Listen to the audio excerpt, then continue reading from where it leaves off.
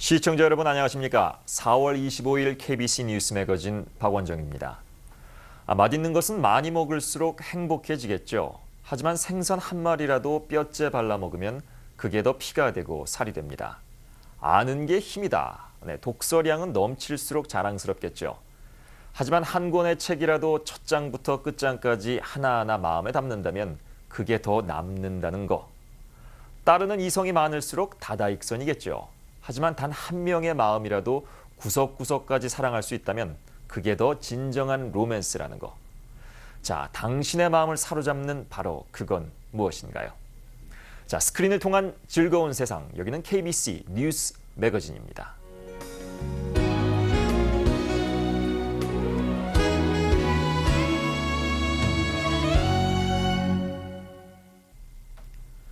평생 보통 사람은 7만 7천 개비의 담배를 피우고 약 70리터 분량의 눈물을 흘리며 1,700명의 친구를 사귀는 것으로 나타났습니다. 영국의 채널 4TV가 수치로 정리해 보여준 인간의 삶에 따르면 사람은 평생 1억 2,320만 5,750개의 단어를 말하고요.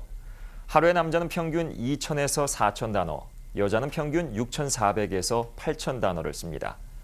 또 평균 533권의 책을 읽고 2,455일치의 신문을 읽으며 평생 걷는 거리는 24,887km. 머리를 평생 자르지 않는다면 머리는 9.42m까지 자란다고 합니다. 네, 인간의 삶을 숫자로 보니까 흥미롭지 않습니까? 사람이 평균 24억 7,557만 6천 초를 산다고 하는데요. 네, 이 가운데 즐거워하며 웃는 시간은 과연 얼마나 될까 궁금하기도 합니다. 네, 유럽 천문 과학자들이 온화하고 액체 상태의 물도 있을 것 같은 지구와 가장 비슷한 외부 행성을 발견했다고 발표했습니다. 유럽 남부 천문대 연구진은 지구에서 약 20광년 떨어진 이른바 슈퍼지구가 지금까지 외계 생명체를 추적하는 과정에서 발견된 가장 놀라운 존재라고 밝혔습니다. 연구진은 이 행성이 바위로 이루어졌거나 온통 바다로 덮여 있을 것이며 평균 기온은 섭씨 0도에서 40도 정도고 액체 상태의 물도 존재할 것이라고 추정했습니다. 네, 이 행성은 지구에서 200조 킬로미터나 떨어져 있어서 갈 수는 없다고 하는데요. 지구와 공통점이 많은 이 행성에 과연 외계인도 존재할까 궁금합니다.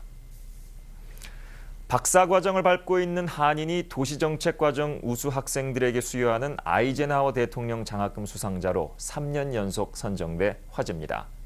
화제 주인공은 어바인 캘리포니아 주립대에서 도시정책 및 계획학 박사과정을 밟고 있는 28살의 케네스 조 씨입니다. 박사과정을 밟는 동안 모두 3차례 신청할 수 있는 이 장학금에서 2회 수상하는 경우는 간혹 있지만 3회 연속 수상은 이번이 처음으로 알려졌습니다. 네, 사회에서 공헌하고 주목을 받는 자랑스러운 한인들이 더욱 많이 생기길 바라면서 매거진 전망대 소식 마무리 짓겠습니다. 잠시 전하는 말씀 후에 패션 101, 골프 클리닉, 그리고 매거진 정보를 전해드리겠습니다.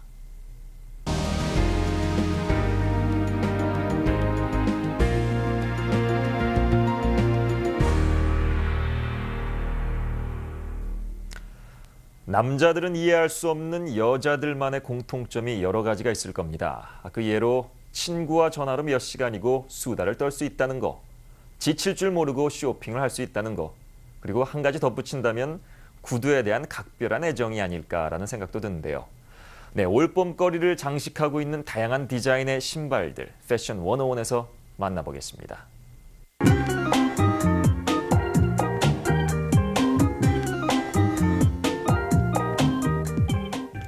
안녕하세요. 패션 101의 윤지연입니다. 제가 보기보다 참 짠순입니다. 집에 있는 옷을 활용해 입거나 또는 빌려서도 입는 등 새 옷을 한 번 사기 위해서 10번도 더 넘게 생각하는 편인데요. 친구들과 쇼핑을 가도 웬만해서는 지갑을 열지 않는 저를 결국은 무너뜨리고 마는 아이템이 있으니 그것이 바로 슈즈입니다. 여성치고 이 구두의 유혹에 쉽게 넘어가지 않는 사람이 아마 없을 텐데요. 패션의 완성은 신발이라고 하죠. 패셔너블한 사람들은 옷보다도 이 신발에 더 신경을 쓴다고 하는데요. 오늘은 저의 구두 사랑 함께 하시죠.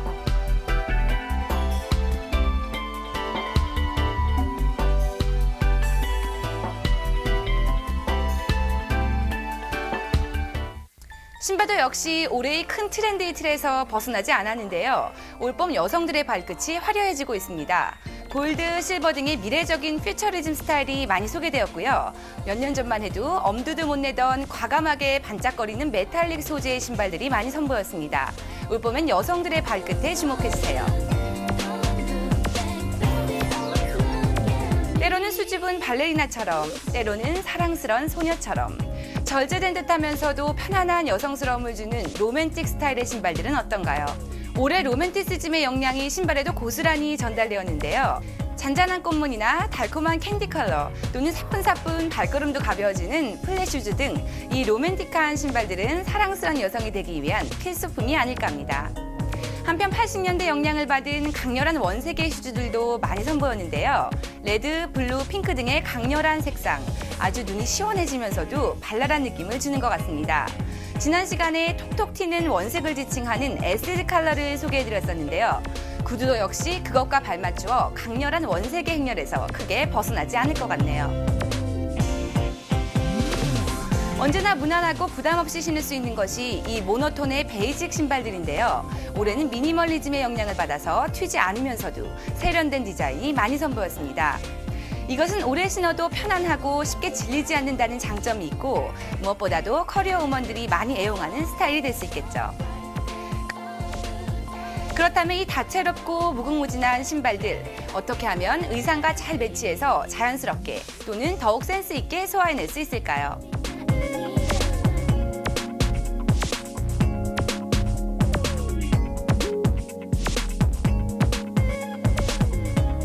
우선 캐주얼한 스타일의 옷을 입을 때는 너무 심심한 베이직 스타일보다는 밝은 색의 산뜻한 디자인으로 발랄함을 강조해주는 게 좋습니다. 청바지나 데님 스커트를 입었을 때는 강렬한 원색으로 포인트를 주어보는 게 어떨까요? 데님 소재의 옷에 베이직한 상의를 입고 구두나 액세서리만 포인트를 주는 것도 세련된 스타일링 센스가 될 수 있을 것 같은데요. 구두는 항상 바지 색과 맞추어 보일 듯 말 듯 묻혀야 한다는 고정관념에서 벗어나 이제는 발끝에 힘을 실어주세요. 정열적인 빨간색 구두, 시리도록 차가운 파란색 신발, 여러분의 발걸음을 한층 더 경쾌하게 만들어줄 겁니다.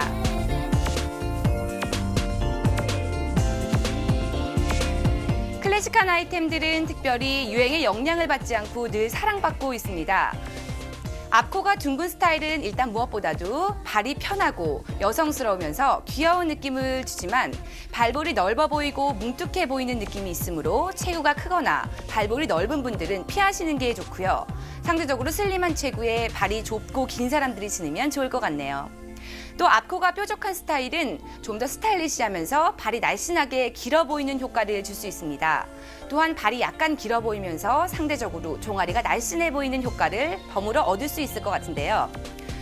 이것은 여러 번 말씀드렸던 착시 효과로 뭉툭하고 둥근 신발은 전체적으로 종아리를 둥글게 보이게 하는 반면 뾰족하고 슬림한 신발은 그것과 같이 연결되어서 다리까지 늘씬하게 길어 보이기 때문이랍니다. 또한 힐을 신으실 때는 뭉툭한 통굽보다는 날렵한 힐을 선택하는 게 그 날씬하게 빠진 굽 모양과 연결이 되어서 다리가 길고 가늘어 보이는 거 잊지 마시고요.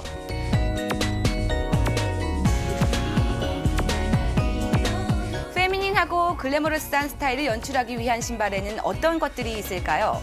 단색의 신발을 고집하지 말고 다양한 패턴이 들어간 신발을 한번 신어보세요. 호피 무늬도 좋고 기하학적 무늬나 꽃 무늬도 여러분의 의상을 한층 더 멋스럽게 살려줄 좋은 아이템이 될 것 같은데요. 일단 패턴이 들어간 신발들은 의상과 컬러를 맞춰주는 게 통일감이 있을 것 같습니다. 조금은 색다른 소재를 사용하거나 리본 등을 덧댄 디자인 등의 다양한 신발들을 신어보세요. 신발 하나로 여성미가 물씬 풍기는 세련미를 표현할 수 있답니다.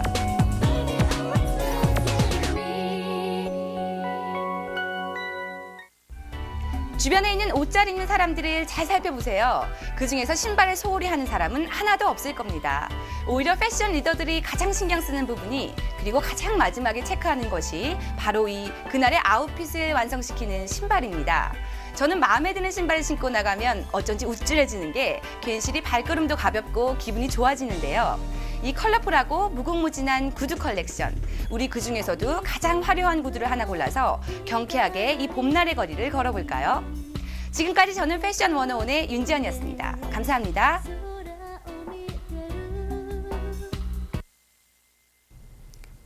골프 클리닉 순서입니다. 지난주부터 골프 클리닉 코너에서는 어프로치 샷에 대해서 설명드리고 있는데요. 오늘은 클럽 로프트의 각도를 이용해 공을 높이 띄워서 런 없이 홀컵 가까이에 붙이는 피치에 대해서 알아보겠습니다.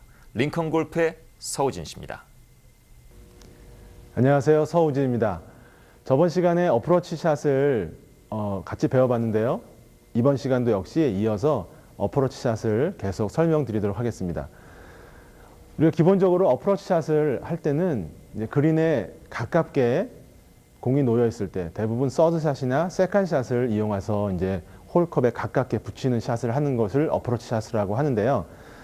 첫 시간에 어프로치를 칩 앤 런, 그리고 피치 앤 런이라고 하는 공을 띄우고 그래서 그린에 언 된 다음에 굴러가서 홀컵에 가깝게 붙이는 샷을 했다면, 오늘은 피치 샷을 한번 설명을 해보도록 하겠습니다. 피치 샷은 말 그대로 로프트 각도를 이용해서 공이 떠서 그린에 언해서 특별한 런이 없이 그냥 안착될 수 있는 그런 샷을 구사하는 것을 피치 샷이라고 합니다. 피치 샷은 공을 놓을 때 공 위치를 대부분 피치 앤 런은 오른쪽에 가깝게 놓았다면 피치 샷은 공을 스탠스의 중간 정도에 놓게끔 놔주시면 좋겠고요. 스탠스의 중간에 놓을 수 있게 놓아주시고요. 그리고 백스윙을 올리고 다운볼을 내리기 전에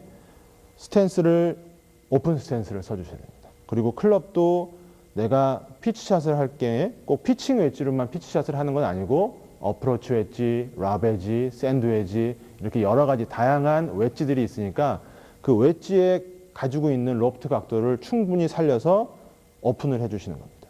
몸도 오픈, 클럽도 오픈. 두 가지를 다 오픈한 상태에서 웨잇은 특별히 피치 앤 런은 왼쪽으로 중심을 많이 뒀다면, 특별히 피치샷은 일반적인 스윙을 하는 것과 똑같이 양쪽 무릎에 똑같이 웨잇을 주시고요. 그리고 스윙을 올릴 때 스윙을 특별하게 미리 커킹하는 거 없이 어드레스 섰을 때에 손목을 죽여 놓았던 요 정도 각도를 그대로 이용해서 백스윙을 해주시고 그 모양 그대로 다운브로를 해주시는 겁니다. 이때 다운브로를 내려놓으실 때 손이라든지 손목이 풀어지지 못하고 계속 이끌어져 나가면 클럽 지금 모양 보시는 것처럼 이렇게 열려서 맞는 경우가 있습니다.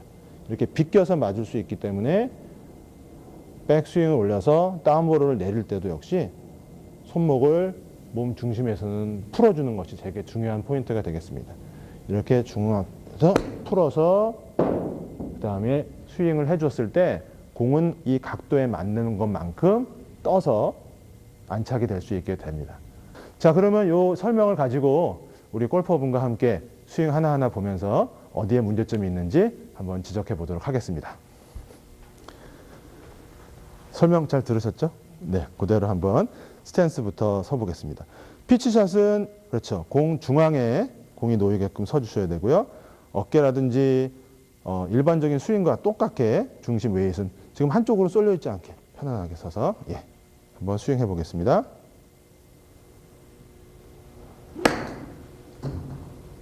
오케이, 샷.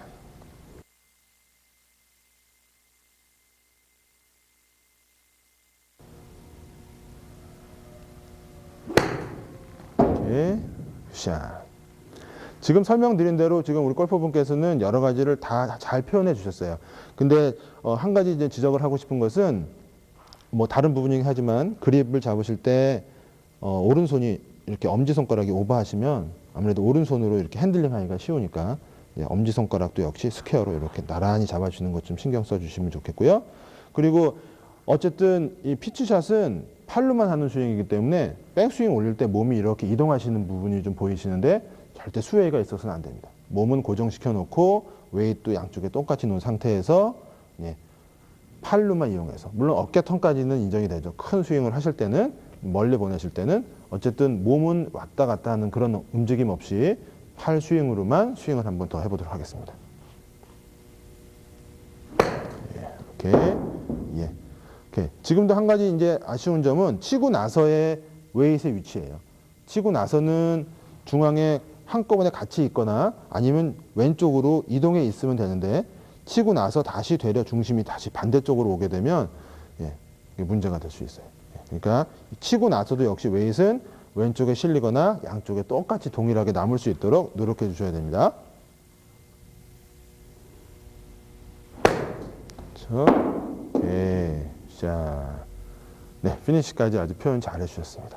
어떻게 배우신 소감 한번 말씀해 주십시오. 예, 예전에는 이제 하체를 많이 움직여가지고요. 네. 뒷땅성이 많았거든요. 근데 지금은 하체를 고정하고 샷을 잡으니까 그런 게 굉장히 편해졌어요. 예. 예. 뒷땅이 나올 수 있는 이제 원인 중에 하나가 몸이 백스윙 때 움직이고 다운브로 때 이렇게 움직여서 정확한 그 위치를 잡기가 어려웠는데 네. 미리 몸을 고정해 놓고 백스윙을 올리고 다운브로 때 치게 되니까 뒷땅이라든지 미스할 수 있는 이제 상황에서 벗어날 수 있었다. 예, 그런 게 없어졌습니다. 예. 감사합니다. 수고 많이 하셨습니다. 예. 자, 오늘은 여러분들과 함께 피칭 중에서 어프로치 샷 중에서 오늘 피치샷에 대해서 공부해 봤습니다.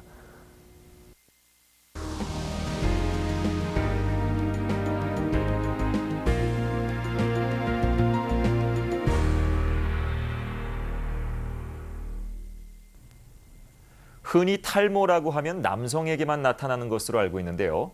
탈모는 스트레스와 환경적 요인으로 인해서 젊은 사람과 여성에게도 많이 나타나는 증상입니다.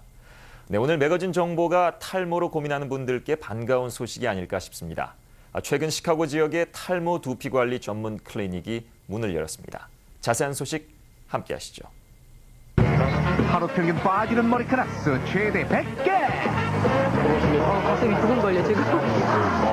빠진 만큼 자라지 않고 머리에 문제 있었나 몰래 고민하는 사람이 많단다. 저요? 저는 머리 안 빠지는데 큰 소리치던 아주머니 각질 비듬에 열도 있다는데 머리에 자만할 일이 아니네.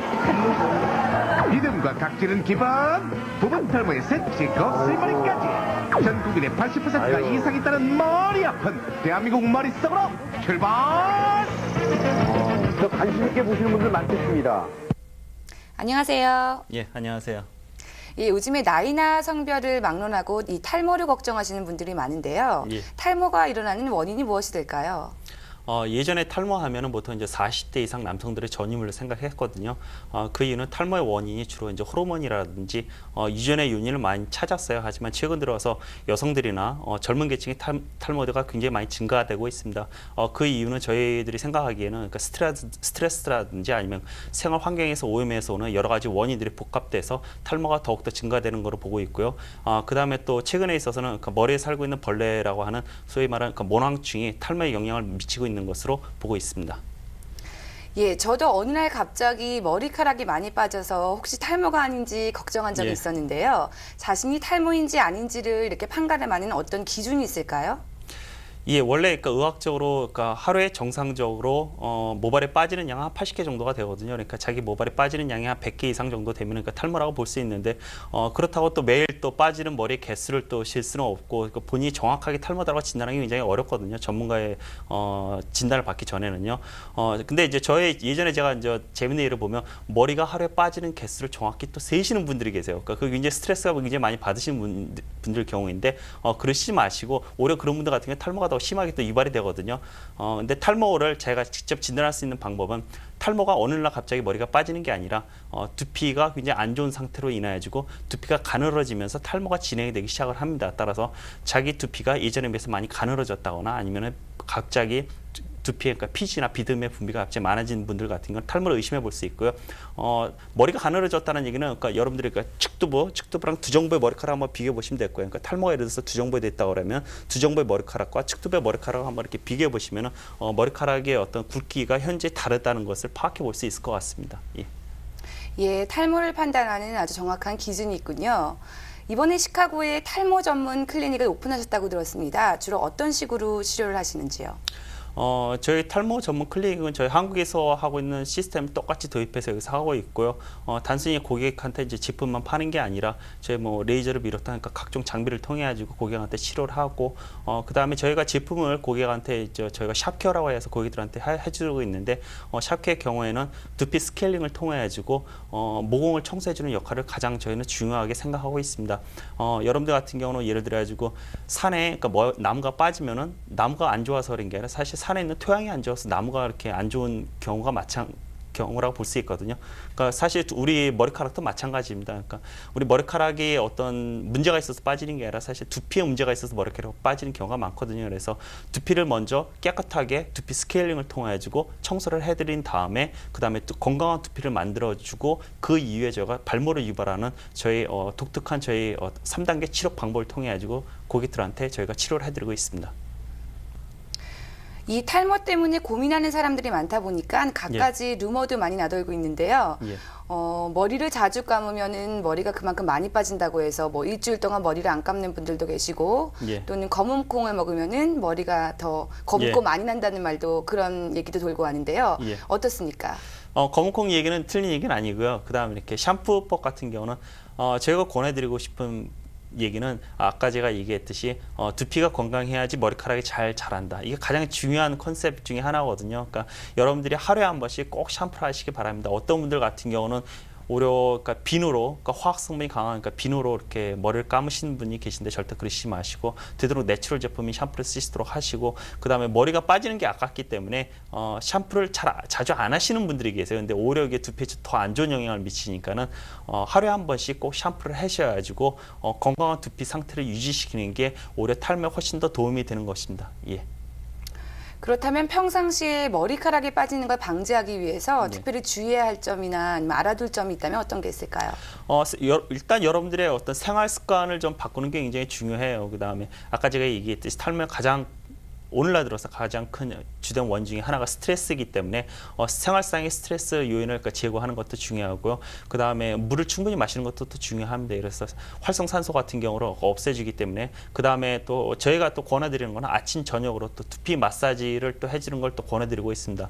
두피 마사지라는 건 예를 들어가지고 여러분들이 그러니까 손바닥 짐을 이용해가지고 절대 손끝을 이용하시면 안 됩니다. 오히려 두피에 손상을 줄 수 있기 때문에 손바닥에 짐을 이용해가지고 여러분 축두부에서 두정부 쪽으로 이렇게 살살 이렇게 눌러주면은 아침 저녁으로 마사지를 해주면 탈모에도 도움이 되고 또 머리가 띵하거나 또 두피가 두통을 느끼시는 분들 같은 경우도 굉장히 좋습니다. 그 얘기는 그러니까 여러분들의 이렇게 두개골과 이렇게 두피 사이가 이렇게 꽉 압박이 돼가지고 혈행 장애가 일어나는 경우가 굉장히 많거든요. 특히 탈모되신 분들 제가 이렇게 검사를 해보면은 두피가 그러니까 다른 정상적인 분들보다 굉장히 얇은 분들이 꽤 많아요. 그래가지고 이 두피가 항상 이렇게 눌려진 상태에 있기 때문에 혈행이 제대로 원활하게 공급되지 않는 상태가 꽤 많습니다. 따라서 그런 분들 같은 경우 두피 마사지를 통해서 릴렉스를 해준다면은 굉장히 이렇게 탈모에도 도움이 될 것 같습니다.